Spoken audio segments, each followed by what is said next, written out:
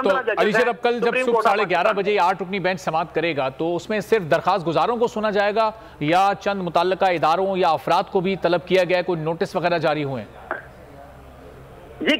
कल के हवाले से जो समाअत है उसमें दरखास्त गुजारों को उनके वकला की तरफ से जो है वो यकीनी तौर पे सुना जाएगा, और ज़ाहिर है ये उसी तनाज़ुर में है जिसमें जो दरखास्त गुजारों ने कहा है कि इन्होंने तौहीन अदालत किया, यानी वफाक ने और सूबे ने, पंजाब जो है उसने भी उसको ओबे नहीं किया है। इलेक्शन कमीशन ऑफ पाकिस्तान जो है उसकी रिपोर्ट की रोशनी में ये केस जो है इसकी समाअत होगी। लेकिन इम्पोर्टेंट बात यह है कि 15 जो जजेस हैं उनमें से 8 जजेस जो हैं उन पर मुश्तमिल जो है ये बेंच बना दिया गया है, जिसमें इम्पोर्टेंट बात एक ये भी है कि इसकी बहुत ही यानी पाकिस्तान की सुप्रीम कोर्ट में बहुत ही कहा जाए कि अहम इजाफा जो था उसको जजेस में और उसकी लीगल फ्रेटर्निटी जो है उसमें जस्टिस आयशा मलिक जो है उनकी राय और उनके मुख्तलिफ जो फैसले हैं उनके हवाले से उनको बहुत ही ज्यादा जहांदीदा और बड़ी अमीक नजरों से कानून और उनके हवाले से उसकी सलाहियतों को देखा जाता है। आयशा मलिक जो है वो भी इस बेंच का हिस्सा है। ये बात बहुत इंपॉर्टेंट है इस पूरे केस के तनाज़ुर में। जी ठीक है, तो अब अली शेर, अब जाहिर है कल इसकी समाअत होनी है। अब इसकी समाअत के साथ साथ जो 14 अप्रैल को जो समाअतें हैं वो भी बड़ी अहम हैं। अब इस समाअत का उन समाअतों पर आप समझते हैं कोई असर पड़ सकता है? जो फंड वाला मामला है, जो अभी एक कमेटी बना दी गई है इलेक्शन के मामले पर, असर तो बज़ाहिर मेरे ख्याल में कुछ नहीं है, क्योंकि जब सुप्रीम कोर्ट ऑफ पाकिस्तान ने जो नोटिस जारी किए हैं उसमें बिल्कुल क्लियर लफ्जों में कहा है कि वर्ड यूज किया है कि अदालत के हुक्म पे अमल दरामद करके, इन्वर्टेड कॉमर्स में कह रहा हूं कि नाफरमानी की गई है। ये सुप्रीम कोर्ट ऑफ पाकिस्तान की तरफ से वर्ड यूज किया गया है कि अदालत के हुक्म पे अमल दरामद ना करके, अदालत के हुक्म की हुक्म अदूली करके नाफरमानी की गई है। और ये भी कहा गया है कि अदालत के हुक्म की नाफरमानी के जो नताइज हैं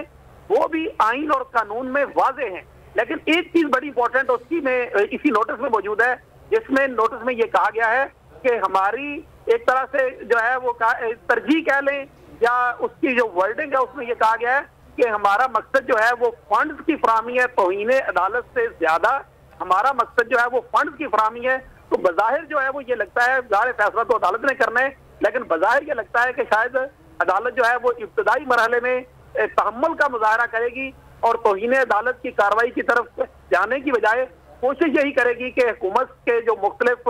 इदारे हैं उनसे फंड की फराहमी जो है वो यकीनी बनवाई जाए। जैसा कि गवर्नर स्टेट बैंक को जब बुलाया गया है, इसी तरह से जो इलेक्शन कमीशन की तरफ से जो लोग उनको बुलाया गया है तो उनको यही कहा जाएगा। और सेक्रेटरी खजाना को, अच्छा सेक्रेटरी खजाना जो है अहमद याकूब वो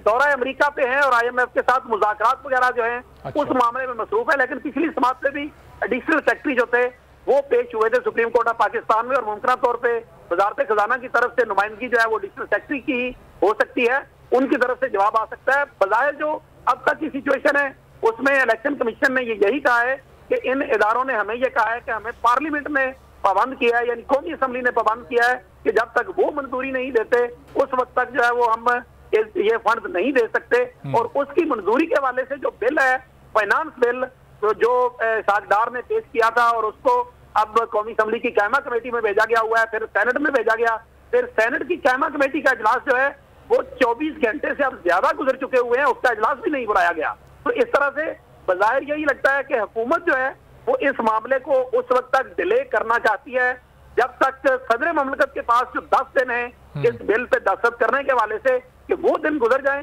और उतनी देर तक जो है वो उनसे जो इख्तियारात हैं चीफ जस्टिस पाकिस्तान के, अगर इस कानून साजी को मान लिया जाता है, ये कानून साजी मौजूद रहती है, तो उतनी देर तक ये प्रोसेस जो है उसको डिले किया जा सके। लेकिन जो सुप्रीम कोर्ट ऑफ पाकिस्तान ने ये बेंच तश्कील दे दिया है, तो इसका मतलब है कि जो सदर ममलकत के पास तकरीबन जो 8-9 दिन बच गए हैं, ये उससे पहले मुमकिन तौर पे ये केस जो है वो फारग हो सकता है। सही। और अली शेर, कल जब ये लार्जर बेंच की समाअत होगी तो इसमें PDM हुकूमत की तरफ से कोई लीगल टीम पेश होगी, कुछ नाम फाइनलाइज हुए हैं, इस बारे में कोई अपडेट्स आई हैं?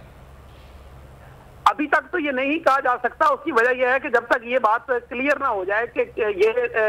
ये भी पॉसिबल है कि जिस तरह नोटिस जारी किए जाते हैं उनको तो मतलब जो सेक्रेटरी खजाना है, गवर्नर स्टेट बैंक वगैरह है, उनको तो जाती हैसियत में जो 14 को इन चैम्बर बुलाया गया है उनको तो नोटिस जारी किए गए हैं। लेकिन अभी ये डिटेल कि किन किन को नोटिस दिए गए हैं। अली शेर, इस बारे में मजीद भी गुफ्तगू आपसे करते रहेंगे। बहुत शुक्रिया आपका गुफ्तगू करने के लिए।